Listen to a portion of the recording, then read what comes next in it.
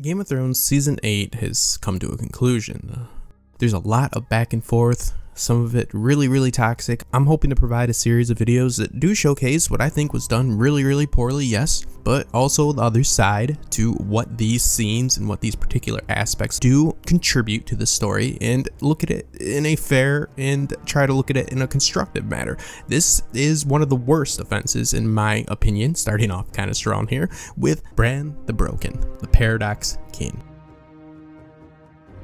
My name's Justin Thomas, this is TopShelf Fandom. Please subscribe and check out my Patreon in the information below, and consider donating. It's more important than ever. I am funding my way to Con of Thrones, where I'll be speaking on a panel for the Age of Heroes. I look forward to doing a few live streams and putting out a series of videos showcasing how this story has its ups and it has its downs. If you love something, you should hold it to a high regard. I never shy away from criticism, but you don't turn criticism of a story into criticism of those who enjoy or don't enjoy aspects of that story. Let's jump into it. Bran the Broken, the Paradox King. All hail Bran the Broken. Thematically, he is a perfect fit. This is something that really plays to the overarching theme of where does power derive from, and the people actually holding power need to rise up and realize that. This is an embodiment of the people sitting on the throne, the closest you could get, since Bran, this omniscient being that has no sense of self, he's desensitized by the very nature of his powers and experience. It's hard to really have a idea of any wants and needs, which is going to come in a minute here, which is great for this because, again, not corrupted by the yearning for personal gain or clouded by self-interest or any loyalty to any house, region, kingdom in general at all. You're Lord of Winterfell now. I can never be Lord of Winterfell.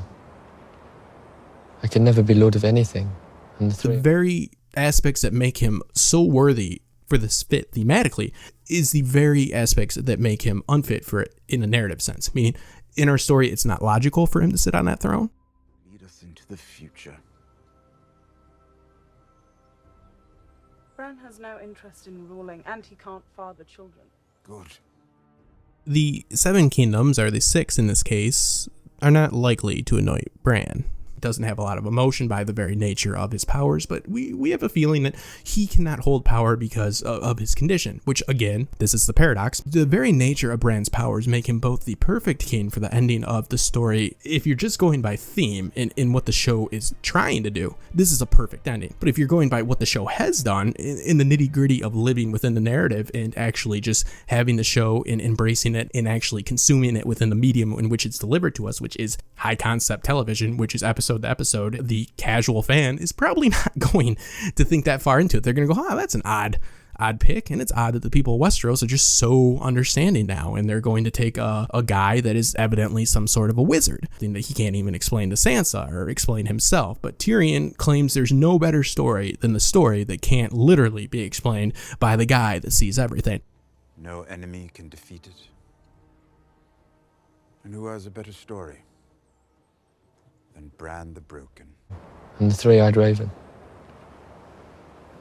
I don't know what that means. It's difficult to explain.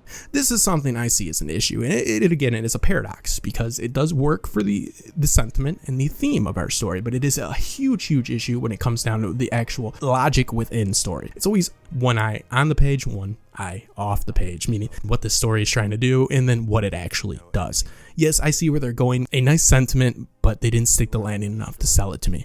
We really have to take note that I think a lot of this emptiness comes from that our resolution for the throne comes via a character's arc being concluded and ending with him saying that that's the reason he came here. Is that the reason that Bran has come here? The only indication of any type of goal or motivation he's given us is about the Night King, this little bit of dialogue we get with Sansa and what he has to do. After that, it's really unclear. It's all pieces now.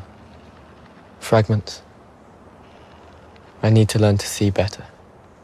When the long night comes again, I need to be ready. How do you know all this? The three-eyed raven taught me. Need to know what a character wants and what they need. What a character wants and what they need usually drive a character's arc. It is what makes them grow. Sometimes you maybe want promotion at work, but what you really need is more time with your family. When your needs and wants conflict to the point where the character literally needs to change their outlook or approach to life, referred to as a character's turn, are a character's breakthrough. To George R. R. Martin, a student of Faulkner, who once said, "The only thing worth writing about is the struggle within one's own heart." Needless to say, the struggle within plays a heavy role in both A Song of Ice and Fire proper and a Game of Thrones adaptation. But yet we don't have the struggle within with Bran because we don't know what Bran wants or what he needs. There's a semblance of what he wants and needs at certain points, but it seems to be swayed by whatever the need of that particular act or scene. If we choose you, will you wear the crown? Will you lead the Seven Kingdoms to the best of your abilities from this day until your last day? I can never be Lord of Winterfell. I can never be Lord of anything.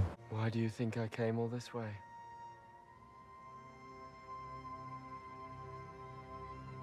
This is a major issue that derives from when you're constructing your story with a mindset that is short term and only looking at the act in front of you, and also rushed storytelling.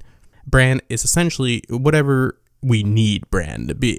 We have a lot of intelligent content creators that have made great videos about what Bran was doing during the long night and have all these great theories and have intellectual insight into this story, and they really analyze this, and this opens up a lot of different doors for what Bran's motivations could be, but unfortunately those are all hypotheticals and essentially turn into just fan theories because they didn't give you enough on Bran to let us know what is logical for him to be doing. And the very nature of his power, again, deprives the audience of any idea of what is going on. So we can speculate and we can make Bran's story into more than it is, but what they have given us does not actually justify any type of glorification or depth to what he has done. He is the king and it fits thematically, but they did not earn it.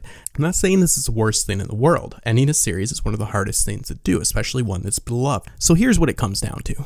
What they did is they gave us a one-dimensional character that was able to be molded and formed into whatever they needed in the moment. Again, not the worst thing in the world, but it is a case where they gave us a lack of information, so you couldn't prove that what Bran is doing is against his character. Meaning, it doesn't go against his goals and desires because they didn't provide you with goals and desires. Maybe they consider it to be a loophole. But here's the thing. If we take it at that, we can't prove that this is not what Bran wants because we don't know what Bran wants. So let's just say, hey, fair enough, Dan and Dave, you didn't give us enough information about a character, so I guess I can't prove that this isn't what the character would do since we don't know who this character is. And it fits nicely because having a character who isn't anybody fits perfectly for when you have to have a character be everybody. So let's say you need to sell this character.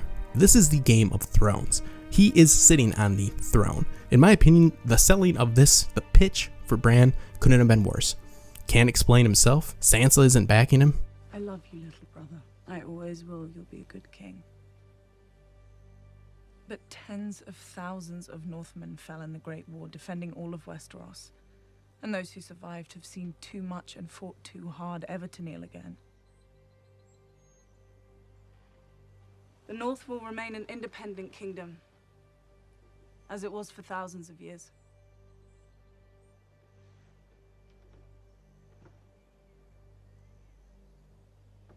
Can't have kids, everything that goes against. We're just supposed to believe that Westeros automatically just does what's good for it. It eats its broccoli and smiles. It says, hey, is this what's good? Then that's what we'll do.